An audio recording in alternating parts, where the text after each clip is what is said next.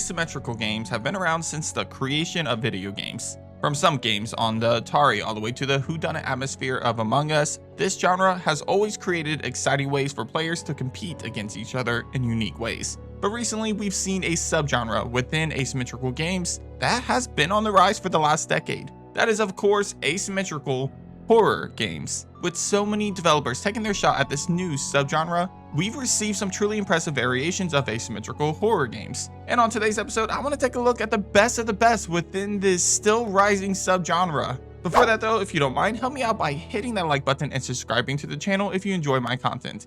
And if you really want to support the channel, then you can become a Stars member by hitting that join button either under this video or over at my channel's homepage. Anyway, my name is Ruben with Nerdspace Games, and this is my top 10 best asymmetrical horror games, wait for it, of all time. Let's get it. Number 10, Deceit and Deceit 2. Let's start off the list by showing some love for the smaller developed games in this subgenre. First, we take a look at the Deceit games. These two games are some of the most overlooked asymmetrical horror games out there, as they don't have the big budget as a lot of the entries do on this list. Deceit takes some inspiration from Among Us, as it takes a lobby full of players and puts them inside a creepy location in which they must complete objectives in order to escape. Just like Among Us though, within the group are one or two monsters disguised as humans. What sets this game apart from Among Us is the gameplay though. As players are completing objectives or testing other players to see if they are infected, eventually the lights will go out and the infected can become virtually unstoppable monsters. This adds some of the scare factor that is kind of similar to the Dead by Daylight game, as the humans must use any resources to counter the creatures. Once back in the real world with the lights on, the humans can try to kill who they think is the infected by way of vote prior to the next encounter in the dark world.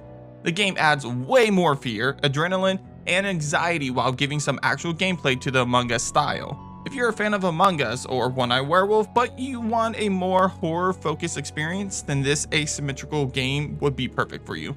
Side note, just know that the game is far from perfect, with some performance issues, and the quality is not super great either, as it's not a big AAA title. Number 9, Depth.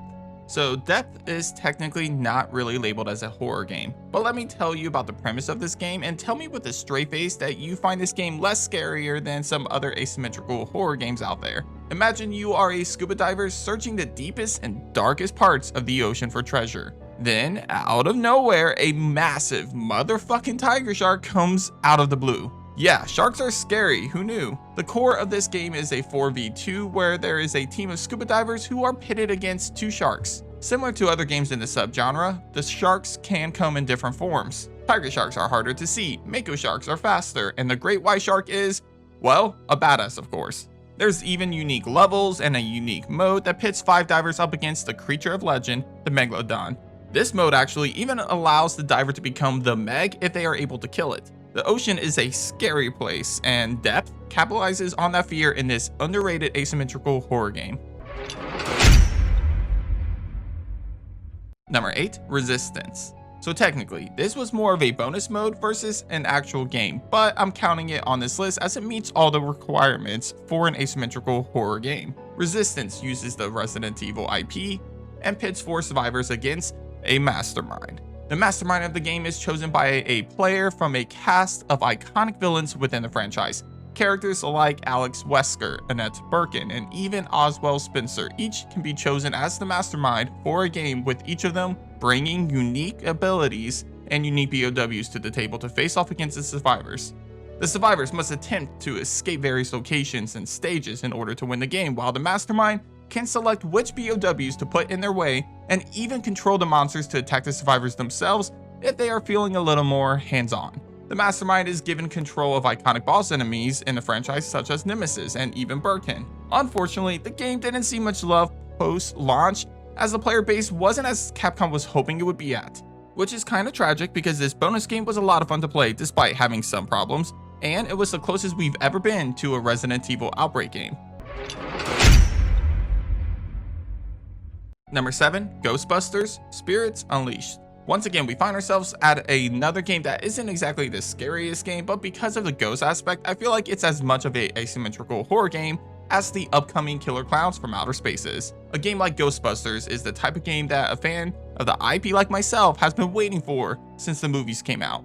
Having a chance to bust some ghosts with some of my friends sounded pretty exciting, and for the most part, the game didn't really disappoint that much. Sure, the balancing issue was extremely rough as the ghosts felt way overpowered, but if you played with a group of friends and communicated with each of them along the way, the experience was a lot more fun. Plus, getting the opportunity to possess some items as a ghost and move them around in front of the Ghostbusters was kind of hilarious. The game challenged for Ghostbusters to capture a single ghost player by locating 3 artifacts and then finishing off the ghost once and for all. On the flip side, the ghost is just trying to run the clock by moving the artifacts around and distracting the Ghostbusters until the time runs out. The game is nowhere near perfect and definitely needed some balancing in favor of the Ghostbusters, but overall, a fan of the IP who's playing with friends should, for the most part, have a good time with this game. Number 6, Secret Neighbor. Visually, Secret Neighbor is hands down the most unique looking title in this subgenre. Taking the same animation style as the mainline series that this game is based on, Hello Neighbor, Secret Neighbor follows a group of intruders who are sneaking into a house in an effort to save their friend. Their friend has been locked in the basement of the house, to which the intruders need to find keys throughout the house to unlock the door. Unfortunately for the intruders, the owner of the house has caught onto their plans and has disguised themselves as one of the intruders. As a secret neighbor, the player must capture each of the kids before they can open the basement door or keep the kids from finding all of the keys until the time runs out. The neighbor can switch back and forth between their disguise and their true form. The game combines 2 unique mechanics of asymmetrical games from 2 juggernauts of the genre, Among Us and Dead by Daylight. While part of the game is identifying who the secret neighbor is, the true goal is to keep from being caught by the neighbor, as they'll continue to respawn constantly until the game ends. With its unique animation style, the whodunit aspect of the game, and the large lobby that this game can have, which makes it a lot more fun, Secret Neighbor cracks this list as one of the more unique looking asymmetrical horror games out there. Number 5, Friday the 13th, the game. The downside to using an iconic license for online-only video games is that there is always a possibility of that license being taken away. Look at Stranger Things and Dead by Daylight, for example. Although the biggest, most depressing example of a license being taken away and ruining a game is Friday the 13th.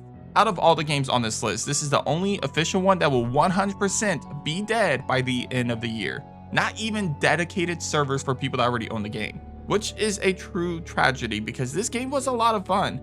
Sure, the balancing was probably some of the worst in the subgenre, as Jason Voorhees is a lot like his movie counterpart, almost impossible to beat. But hey, that's kind of the dumb fun charm of this game. I mean, Jason Voorhees is supposed to be a juggernaut who is almost impossible to beat. Just watch the movies. The game pits up to 7 camp counselors against Jason, as they must win by either escaping or killing Jason, which good luck on that. On paper, it would seem like being Jason would be pretty tough, considering that he alone must kill 7 players, but once you get the hang of his abilities, you'll soon find yourself killing the counselors in some of the most gruesome ways that even rival the movies.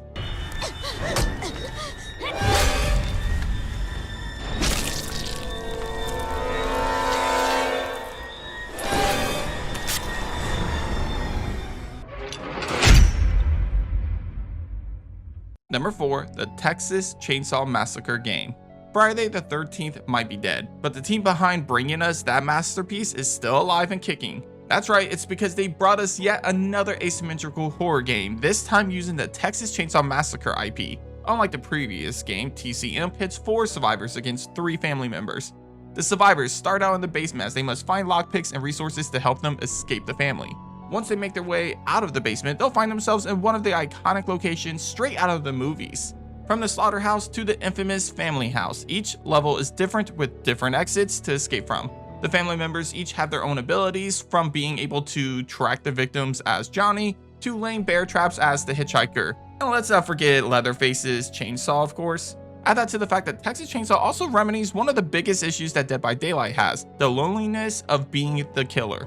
With 3 family members, being a killer is less lonely and a hell of a time compared to other games in this same subgenre. Overall, Texas Chainsaw is the perfect follow-up to Friday the 13th, and it seems that the game will have longer legs than its predecessor thanks to it being on Game Pass. TCM already came out with DLC that included a new stage, new family member, and a new victim. Plus, the developers have already confirmed that more is coming, with a new mode rumored sometime before August 2024. Number 3, the Evil Dead game. Resistance was a lot of fun with the mastermind controlling all of the different enemies in the game, but there was one other asymmetrical horror game that easily surpassed Resistance with its own mastermind versus the survivors gameplay. Enter the Evil Dead. The Evil Dead pits one mastermind against 5 survivors using the personality of the Evil Dead movies. The survivors must do a ritual that'll defeat the undead once and for all. Obviously, the goal of the demon mastermind is to kill all of the players or let time run out. However, this game is less like most asymmetrical horror games, as instead of the game focusing on defenseless survivors, the Evil Dead actually has a lot of combat, as the heroes must battle the undead with guns and melee weapons. Plus, the map is easily bigger than any other asymmetrical horror game, feeling almost like an open world to some extent. On the demon side of things, there are so many possibilities to how you can mess with the players, making it extremely exciting for both the survivors and the mastermind. Just to name a few. You can possess the car that they are driving and hide it away from the survivors so they have to walk across this massive map. You could send out a horde of demons to surprise them and even possess the demons to get hands-on experience. Or, my personal favorite, if the condition is right, you can even possess other players briefly and attack their allies. That's fucking fun. The Evil Dead is one of the most creative asymmetrical horror games out there, and honestly, it has a strong case for being number 1 or number 2. Unfortunately, the only reason I can't move it up higher is because of the lack of support the game has seen and how long the queue times are despite the game only being out for 2 years. A big reason for why this game is all but dead, pun intended, comes from the choice to put the PC port of the game exclusively on the Epic Games Store, which pretty much kept a majority of PC players from playing it until a later release on Steam. PC players are a huge part of the community for games like this, so keeping it off Steam until it was too late was a huge mistake on their part. Still, despite some balancing issues in the status of the game today, Evil Dead is arguably one of the best asymmetrical horror games out there today. Number 2, Dead by Daylight. While not technically being the first great asymmetrical horror game, Dead by Daylight is hands down the indisputable reigning champion of the subgenre. So many games have failed to recreate the community that Dead by Daylight has created, with complete failures like Evolve and Predators to games that came close to dethroning the champion like Evil Dead. So many games out there are still trying to learn the recipe for success that DVD has cooked up for us 8 years ago. Dead by Daylight is a 4v1 asymmetrical horror game that pits 4 survivors against 1 killer. The killer comes in many different forms, including some of the most iconic slashers of our favorite horror movies. Slashers like Ghostface, Michael Myers, Freddy Krueger, and recently even Chucky from Child's Play. The survivor's goal is simple: escape at all costs. To do this, they must repair 5 generators and then exit via one of 2 exit gates. If the player is the last survivor standing, they can also attempt to escape via a hatch hidden somewhere on the map. The killer's goal is also simple: kill all the survivors by sacrificing them to the entity. While the premise of the game is fairly simple, and honestly the game does get really repetitive, the community stands strong with this game due to the constant updates that developers bring with new iconic characters from other famous horror games and movies. But even though Dead by Daylight might be the current reigning champion due to the support of the community and the developers, it still doesn't compete with one true, indisputable, asymmetrical horror game of all time. And I'm sure some of you guys can guess who claims that title. Number 1, Left 4 Dead and Left 4 Dead 2. For the best asymmetrical horror game of all time, we go back to the one that really put the subgenre on the map, Left 4 Dead. For this entry, we're including both the first game and its sequel. Left 4 Dead really showed us how fun an asymmetrical horror game can be, and it's quite depressing that to this day I don't think anything has ever come close to it. Sure, we've seen games try to mimic the formula like Back 4 Blood and Evolve, but unfortunately both failed to meet that original feeling we got with Left 4 Dead. The original game allowed you to play with 3 friends as one of 4 different survivors or infected. While the game had a story in multiple different campaigns that could be experienced offline, it was the PvP that truly inspired so many games to follow it. While online, you could play any campaign you wanted to, but instead of going up against the AI-controlled special infected, opposing teams would control them. Then, at the end of each chapter of the campaign, the teams would switch sides and replay the same chapter, giving both teams an opportunity to score points as survivors and infected with each chapter. When you played as the infected, you had different monsters that you can control, each with unique abilities. From boomers that activated a horde of zombies to attack you, to a smoker that would attack you from long distance and pull you away from allies. Left 4 Dead 2 even explored this a little more with the inclusion of even more special infected.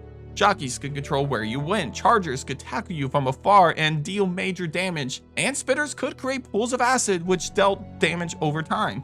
And let's not forget the tank. Enough said. Left 4 Dead is truly the best asymmetrical horror game, and it's a damn shame that we'll probably never see a Left 4 Dead 3 thanks to the falling out between Valve and Turtle Rock. Still, fans continue to support the game with the community, even creating a fan-made campaign back in 2020. Asymmetrical horror games might be a fairly new subgenre, but it's not going anywhere anytime soon. Dead by Daylight is still thriving 8 years later with new updates every quarter. And other developers are still giving us new games like Killer Clowns from Outer Space, which looks like a lot of dumb fun, so I'm all about that. Now if only Valve and Turtle Rock can just get along, maybe we'll see the revival of Left 4 Dead. Unlikely, but hey, I can dream. Anyway, if you haven't already, be sure to subscribe for more ranking videos like this one, especially if you love scary video games. But thanks for watching, and as always, I'll catch you guys on the next episode of Nerd Space Games. Take care.